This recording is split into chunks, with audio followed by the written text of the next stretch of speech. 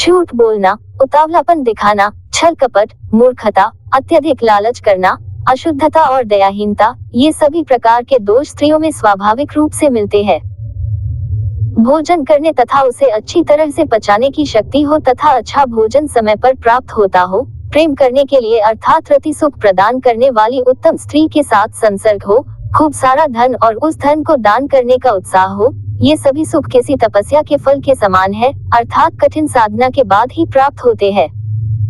जिसका पुत्र आज्ञाकारी हो, स्त्री उसके अनुसार चलने वाली हो, अर्थात पतिव्रता हो, जो अपने पास धन से संतुष्ट रहता हो, उसका स्वर्ग यहीं पर है। पुत्र वे है जो पिता भक्त है, पिता वही है जो बच्चों का पालन पोषण करता है, मित्र वही है जिसमें पूर्ण विश्वास हो और स्त्री वही है जिससे परिवार में सुख शांति व्याप्त हो। जो मित्र प्रत्यक्ष रूप से मधुर वचन बोलता हो और पीठ पीछे अर्थात अप्रत्यक्ष रूप से आपके सारे कार्यों में रोड़ा अटकाता हो, ऐसे मित्र को उस घड़े के समान त्याग देना चाहिए जिसके भीतर विष भरा हो और ऊपर मुंह के पास दूध भरा हो। बुरे मित्र पर अपने मित्र पर भी विश्वास नहीं करना चाहिए, क्योंकि कभी नाराज होने पर संभवतः आपका विशिष्ट मित्र भी आपके सारे रहस्यों को प्रकट कर सकता है। मन से विचारे गए कार्य को कभी किसी से नहीं कहना चाहिए, अपितु उसे मंत्र की तरह रक्षित करके अपने सोचे हुए कार्य को करते रहना चाहिए। निश्चित रूप से मूर्खता दुखदायी है और यौवन भी दुख देने वाला है, परंतु कष्टों से भी बड़ा कष्ट दूसरे के घर पर रहना है।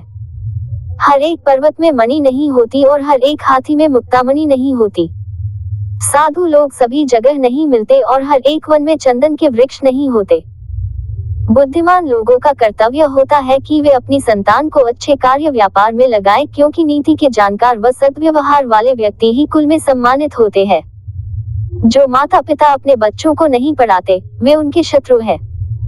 ऐसे अपर बालक सभा के मध्य में उसी प्रकार शोभा नहीं पाते, जैसे हंसों के मध्य में बगुला शोभा नहीं पाता। अत्यधिक लाड़ प्यार से पुत्र और शिष्य गुणहीन हो जाते हैं और ताड़ना से गुणी हो जाते हैं। भाव यही है कि शिष्य और पुत्र को यदि ताड़ना का भय रहेगा तो वे गलत मार्ग पर नहीं जाएंगे।